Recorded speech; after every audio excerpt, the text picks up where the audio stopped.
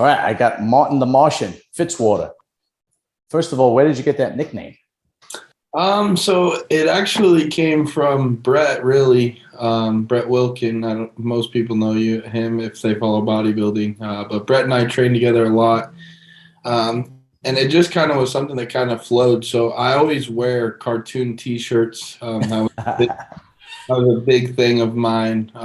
Realistically, being the kid in bodybuilding, comparatively to everybody else, Brett always kind of thought it was funny that I always wore like Looney Tunes shirts and Scooby Doo and stuff. So a lot of people call me Marty or because of Martin. So Yeah. it was just kind of something that like Marvin the Martian, Martin the Martian, and Yeah. then I have this crazy metabolism, so I can eat a ton of food.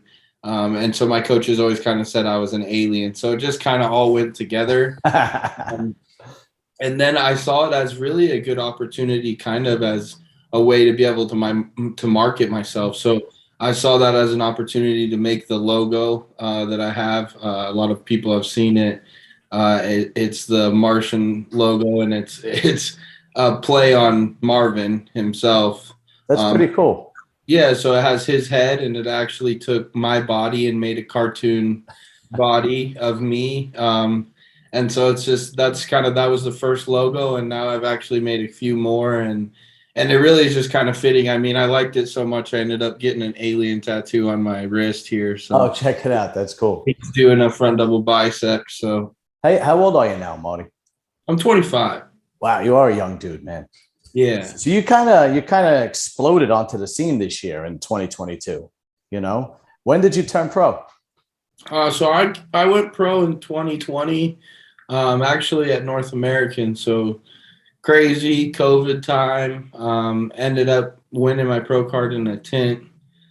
Just kind of a crazy deal, you know. So it was a cool opportunity. I prepped that whole year. You know how COVID was.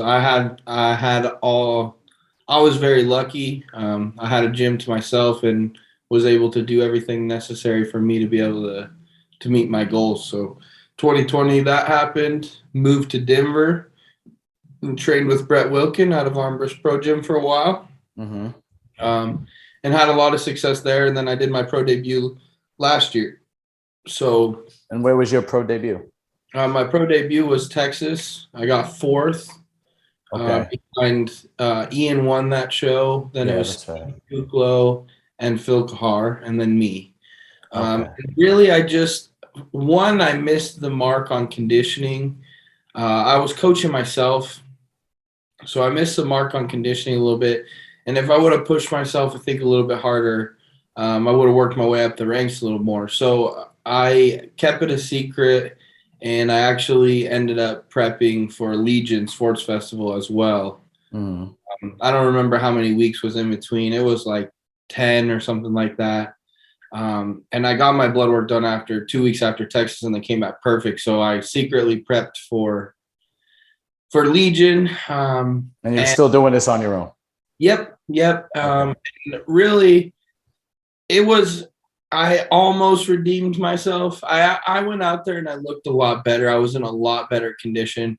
But to get to that point, I just really ran my body into the ground. So I was really flat on stage and just didn't perform how I wanted to. So this last year, I just made as many changes as I could that felt like would make me the best bodybuilder I could be. So Denver was good, but there was things outside of bodybuilding that just weren't fitting my life and what I wanted, as well as business opportunities brought me to Dallas, Texas.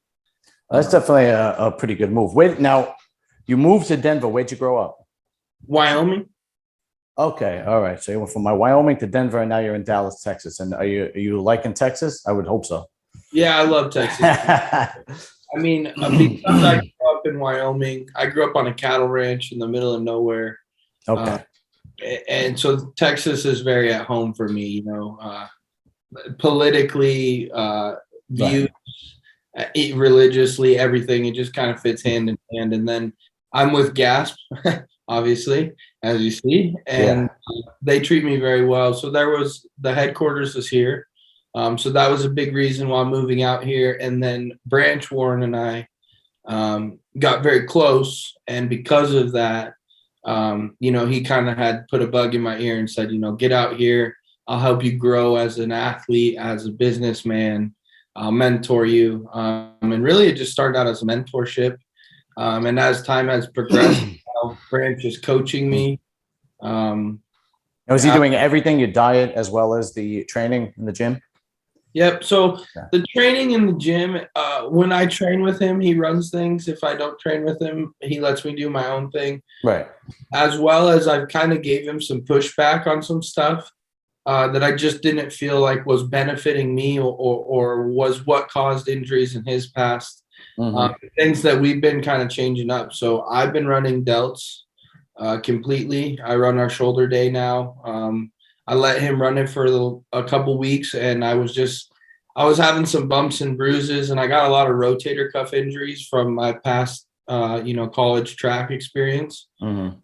So because of that, I just couldn't do the banging and clanging on shoulders like he likes to do. And I gave him some pushback, and I said, hey man, let's try my delt days. You've always given me compliments on my delts and stuff like that. And we've done that for the last 3 weeks now, and Branch loves it.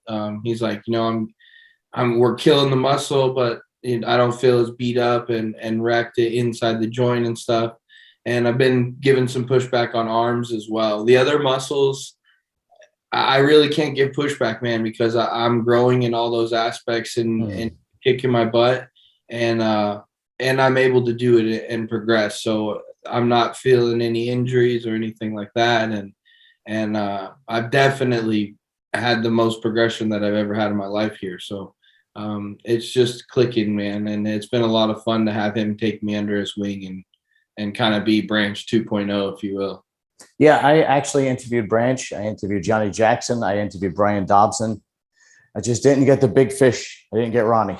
All right.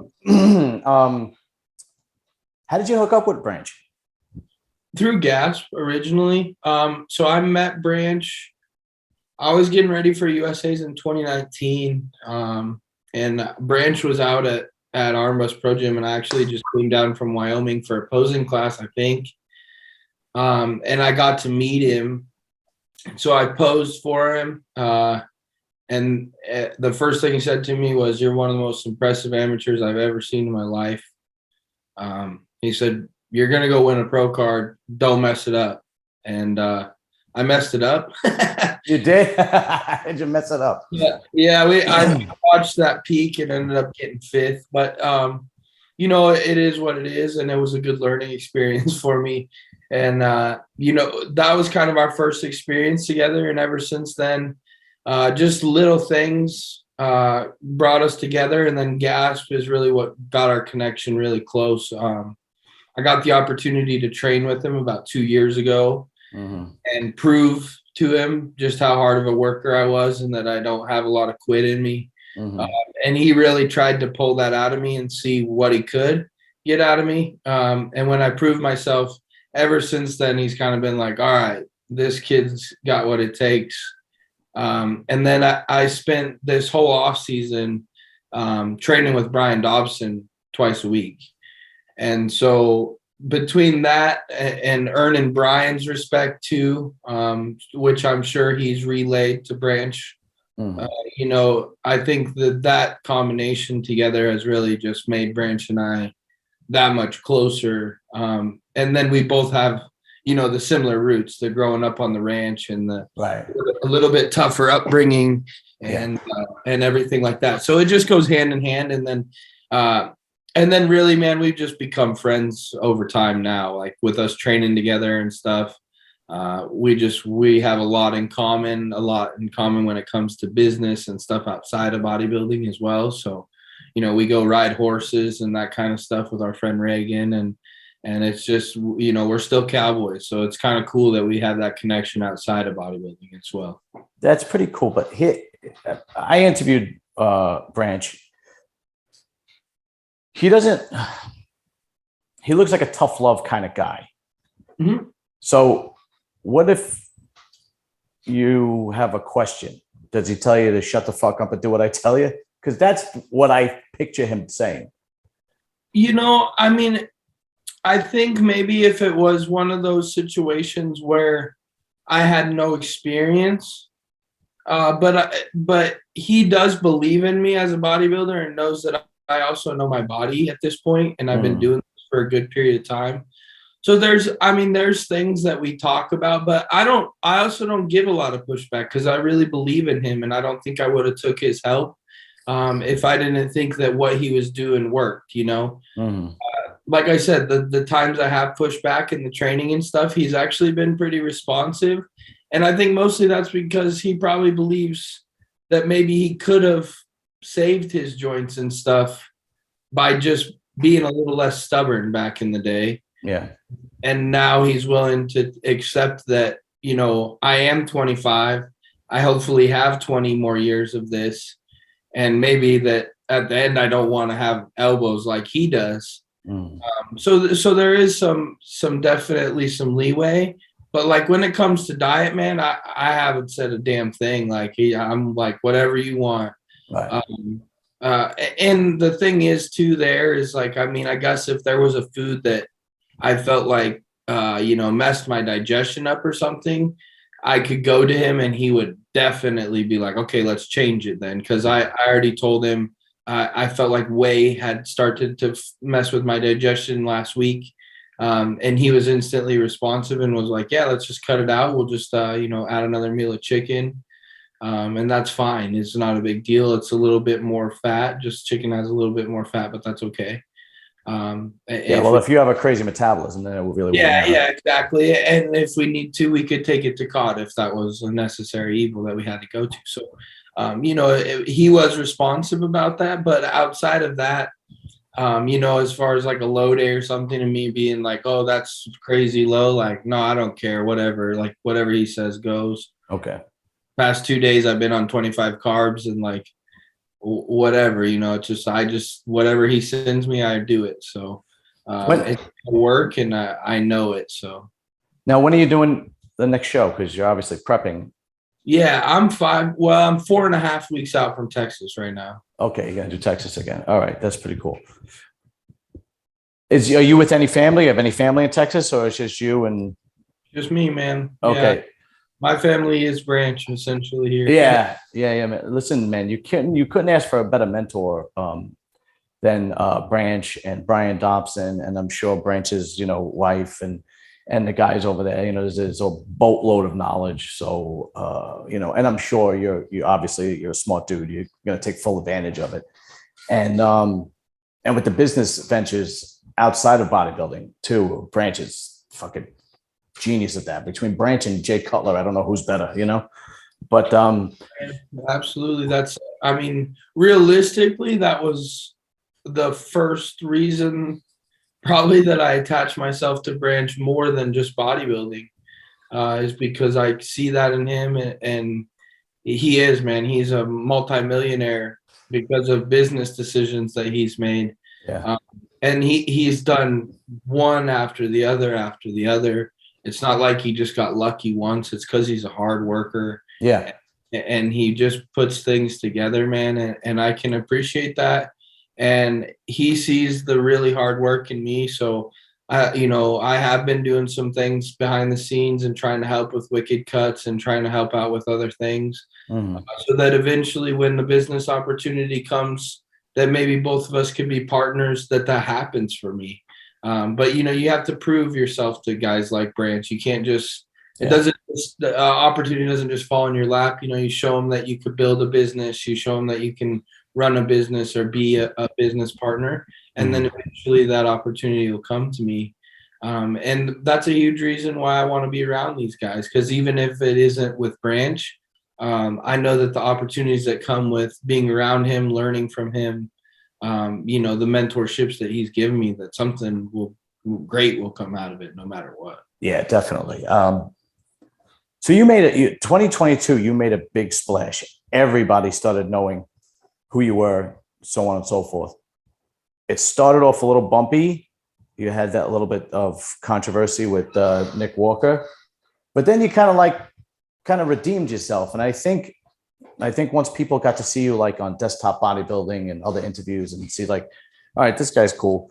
You know, the bodybuilding community is pretty forgivable. They really don't, you know, next week something else has come up. You know, it's that kind of thing.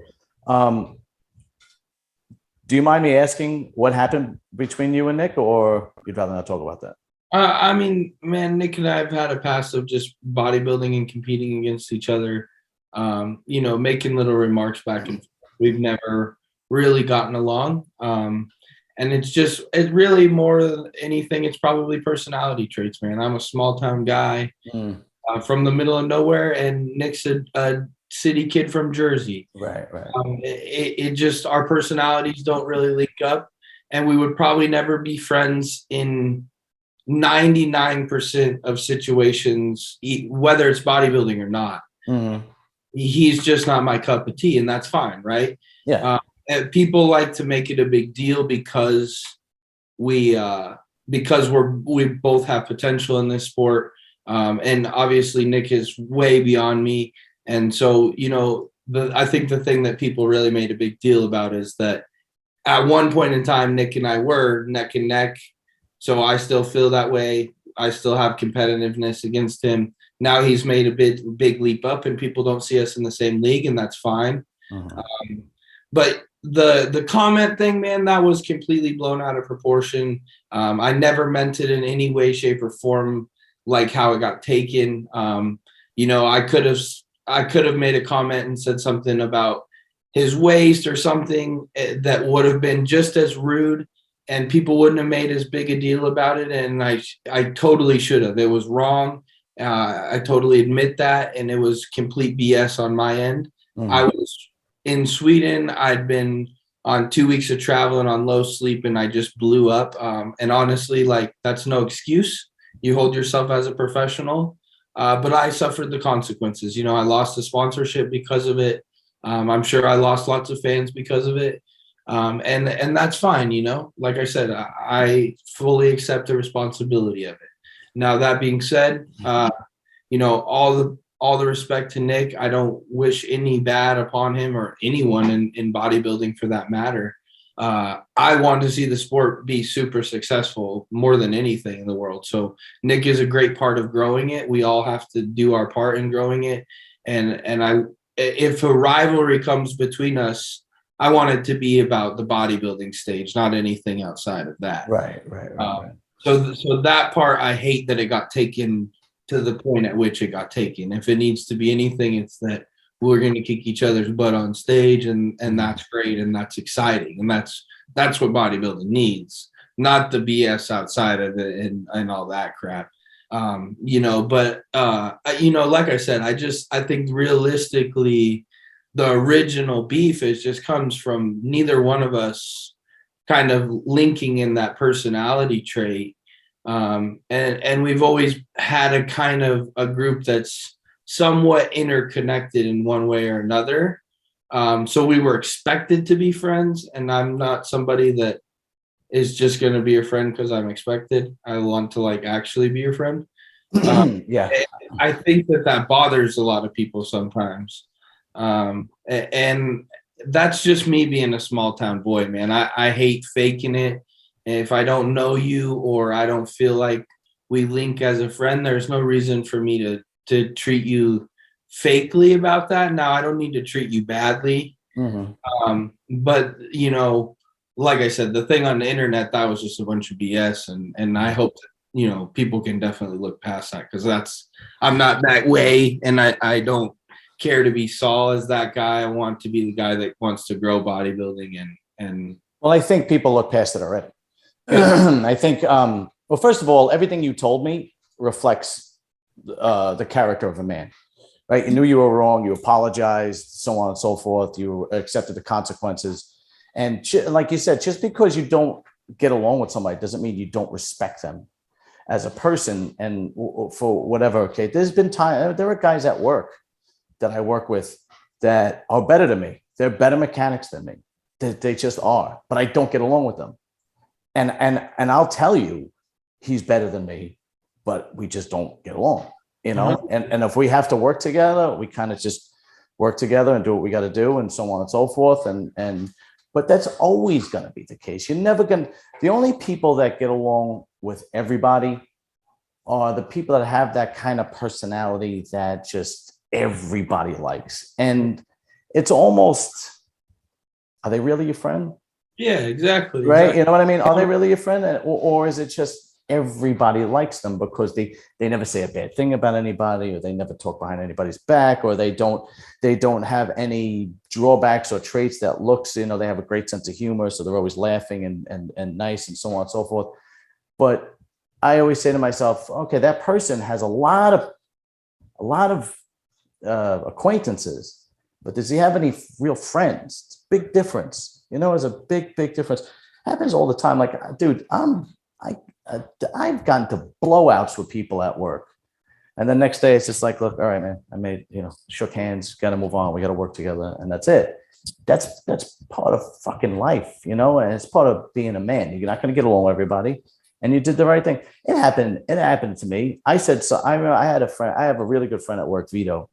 Listen, I grew up in New York. Now I live in Jersey. So, everybody's either Italian, Latin, or black, right? Yeah. So, and I said something really stupid one day, and we got into an argument, and it was 110% my fault. The next day I went in and I apologized, and I shook his hand. I said, I should have never said that. And never happened again. And I'm really sorry. And he's like, all right, don't worry about it. Water under the bridge. And that's it. And that's what men do. Right. Yeah. That's what men do. That's just, you can't possibly be in the same industry or work together every day and not have an argument. Yeah. It's impossible, Yeah. So you're doing Texas. Now, I think Ian is doing Texas also, isn't he? Yeah, I'm assuming so. So yeah, especially with the way the Vancouver lineup looks, there's only 7 guys. It's not going to be talked about like he did the show and had this crazy competition. So I would assume he's already talked about it and he'll do it, but he'll already have an Olympia qualification. So it's kind of up to him at that point. He already has an Olympia qualification? Well, I'm saying that he'll win Vancouver. I see what you're saying. That's me jumping the gun, but I mean, after looking at the lineup and stuff, I really think you would have to botch it for him not to win that show. No, I'd have to go back and look. I did not even look at the Vancouver lineup. Like I said, there's 7 guys. The 2 closest names on there is Jonas from Utah. He's on there. And then the next guy's Antoine Valle, and then really he's doing it. Yeah, he snuck in. So other than that, though, man, like I'm not gonna say nobody names, but there are guys that haven't performed well at big shows yet. So it's just a matter of time for them. But I really think it's a walk in the park for Ian. So he'll have an Olympia qualification, but I don't know what he'll decide to do as far as Texas goes. I hope he does it because I would love to stand next to him again. Yeah, dude. Ian is like, I look at him as like this strange bodybuilder. Like, so what I mean by that is when he comes out on stage, there are certain bodybuilders that come out on stage and they have this wow factor, and you're like, what the fuck, right? Like Branch had that. Branch would come on stage and like, Jesus Christ, right? Or Phil. Or Ronnie, or Gunther. I mean, you go down the line. And with Ian, it's like, from my opinion, I might be probably wrong. It's just, he doesn't have that wow factor. But once he starts posing, and then he starts hitting his poses, you're like, okay, well, he beats that guy. He wins that pose. He wins that pose. He wins that pose.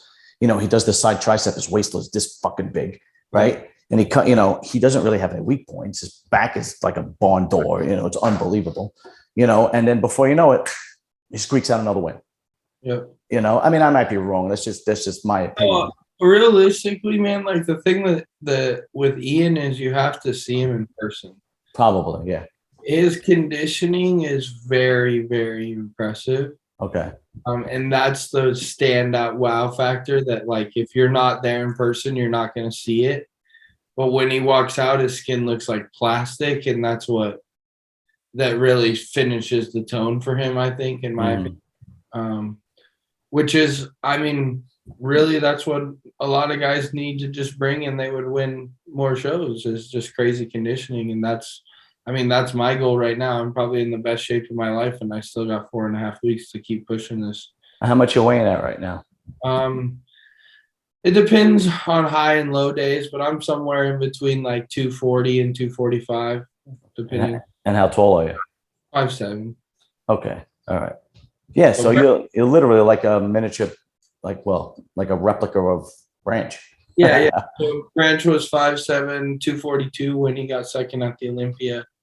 And that's probably somewhere really close to what we'll be this year. That's pretty cool. All right, cool. So if you do Texas, do you have any plans to do any shows after that? Yeah, so I got accepted to do the Arnold UK.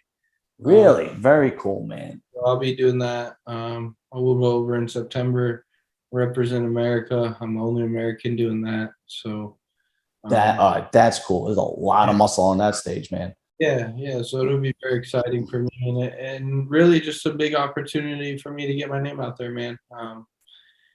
Proves what kind of bodybuilder I am and stand against really the best in Europe. So I'll be very excited to go do that, and hopefully, bang elbows with Hollingshead and those guys over there. So it should be a good time. Yeah, definitely.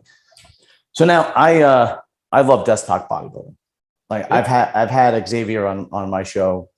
I used to run a commercial on his show. Yeah. He knows me. If you mentioned that we did an interview together, he knows me.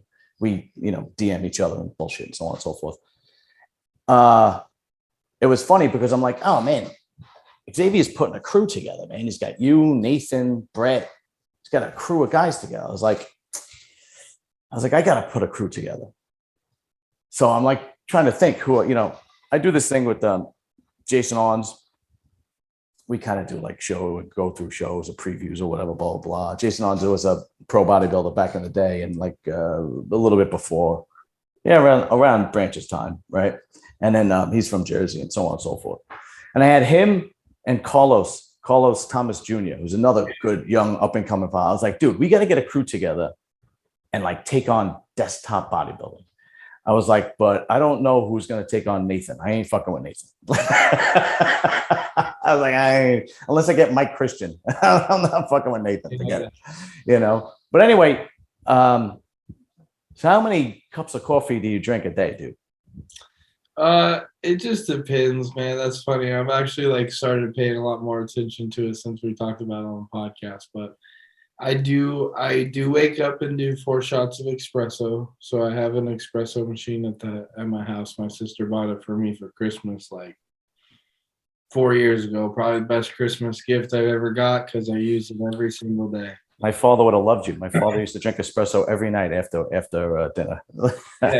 Yeah. So I make that up, and it's realistically it's probably 3 shots because I run the same coffee twice for the second round of shots.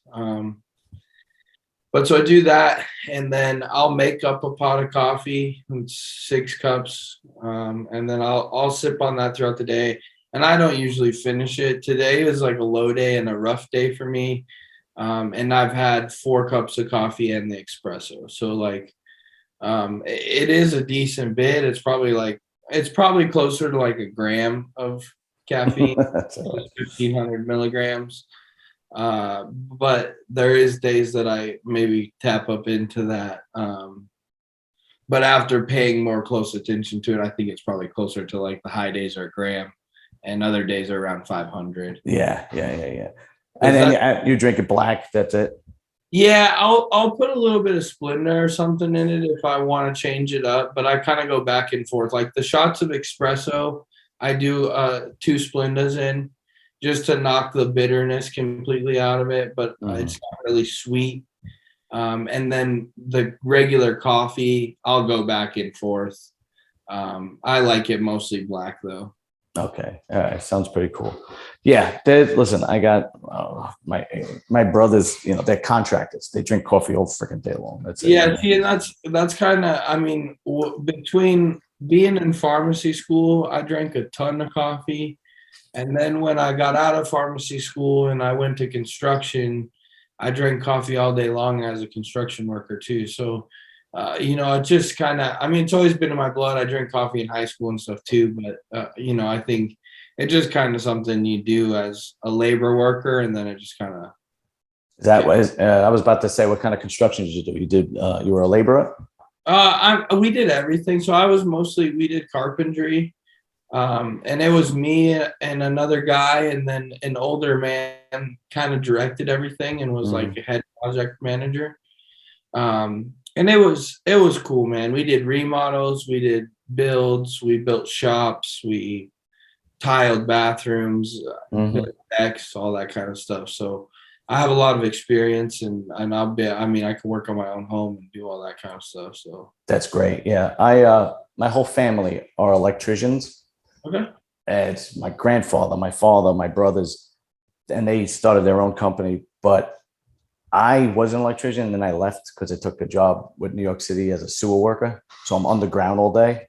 Yeah. But I still do it like electrical work on the side and so on and so forth. But yeah, it's funny how sometimes you could have somebody like yourself from a small town and then somebody like me who grew up in Brooklyn, and you kind of have the same blue collar background, if you will. Yeah. The same work ethic. It's funny how that happens sometimes. So now, are you a big hunter too, like Branch? Yes, sir. Yes, sir. Do you do that crazy boar hunting that he does with the dogs and everything? So I actually haven't got to do the hog hunts with the dogs yet. That's definitely something that's coming. We're gonna go soon. Yeah. Probably when my prep is over. But no, I grew up hunting and fishing my whole life in Wyoming, man. So my dad is an avid hunter and fisher. I couldn't even tell you the first time I went fishing. Been fishing since I was a kid, like probably with like a Mickey Mouse pole or something. Yeah. I remember those things. Yeah. And then I did hunter safety by the time I was like 6 or 7, and shot my first deer at 12 and all that stuff. So, I was much more into it, obviously, as I was younger and growing up, and really until I was like 21 or 22, I was pretty into it. Now this is all I focus on, and Yeah. I don't even want to risk, hiking and messing something up and stuff like that. Right. So now, I'm sorry. Good. I'll do a little bit of it and still like to go shoot and stuff like that, but definitely taking a hit backwards just because I want to focus on this. So now, what does your father and the rest of your family feel about you being a bodybuilder? Oh, they love it, man. Yeah. So just a little background. Both my parents were very, very young when they had me. My mom was 18, dad was 22. Neither one of them went to college. My dad's been on his own since he was like about 14. My mom was on her own at like 17 years old. And they both struggle with addictive personalities and addiction. My dad does pretty well. My mom, it depends on the month how she's doing. Are they still together or no? No, they've never been together. They were split up their whole life, stuff like that. So, just being from that background, they see how much I love this and what it's kept me away from as far as partying and drugs and who knows what else, because I was very wild and crazy before bodybuilding. Who knows, but they see that, and they also see my potential. My dad's been especially around, and my mom's been to some bigger shows, and been told by people like Jay Cutler and stuff like, your son has the potential to be one of the next guys. So because of that, and they also know how hard of a worker I am, they really know like I could have chose to do anything and make it happen, and because of that, they're very supportive. That's fantastic. So you're a success story then. Well, you will be a success story. Yeah. Basically, yeah. You that's what it seems like. So now, prepping for this show, do you have to, since your metabolism is so fast, do you have to do any cardio? So right now it just depends. We've been like, it really just gets played with. So it's like it was 3 days at 20 minutes on the treadmill. I do like a speed of like 2.5. And then we just kicked it up to 7. But then this next week, Branch is probably going to pull it back down because it's just too much. My body's just going crazy, and I'm just going flat even on my higher days. So I just calculated up a high day for YouTube. My high day is like 650 carbs. The fats are pretty low. It's like 70 grams of fats and then 450 grams of protein.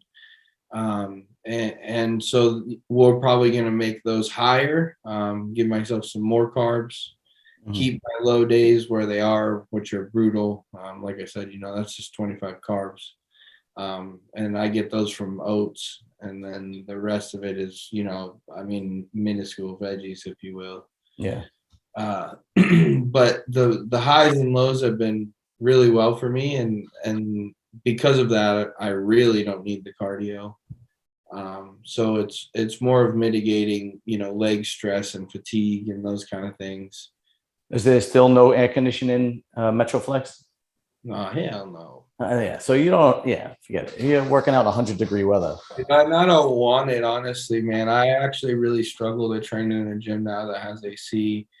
I've gotten so used to the heat and sweating so much and stuff that I love it. And Yeah. so now it's like it pisses me off when I go to a gym and it's cold. Like I'll go get a hoodie and stuff, So right. It's definitely changed things for me for sure. All right, very cool, man. Very cool. Listen, I'm gonna let you go because I know it's you're at that crucial time, and and you're a little drained. So I'm gonna let you go. And then when you win Texas, you come back. Yeah. And we'll talk when you're on a full stomach. I did this with Charles Griffin. Okay. I interviewed him 2 weeks before the Indy Pro. Yeah. And then I interviewed him 2 weeks after he won the Cali Pro. Completely different interview. Absolutely. And I did the same thing. I was like, dude, I'll let you go because he was dragging. It was like 2 weeks before. So, but listen, dude, thank you very much for getting back to me and doing this interview. And tell Xavier that you did an interview with me. He knows me. He's been on here, and like I said, he still run a commercial on his channel. And Branch probably might even remember that he did an interview with me over the winter, something like that. Yeah. And Brian too, Brian Dobson. That was actually a really good interview. You know what? I'll send them to you. Yeah, I'm sure B was a great one. Yeah, he really was because he was really cool. Like a lot of cool stories and whatnot. Yeah, he has the best stories, bro. I love his stories. Yeah, he's a good dude, man. And I'll send them to you because they were pretty good. They were pretty good interviews. Cool. All right, listen, Martin, I'm going to let you go. Thank you very much. Much love, much respect. Good luck to you in Texas, man. I know you're gonna do great. So that goes without saying. And so you're only 25, dude. You got 10, 18, 10, between 10 and 20 years of solid growing. I mean, so you got all the potential in the world, man. So good luck to you, brother. Awesome, man. Thank you. We'll be talking soon. All right. Definitely, man. We'll keep in touch. All right, brother. Have a good night. Later.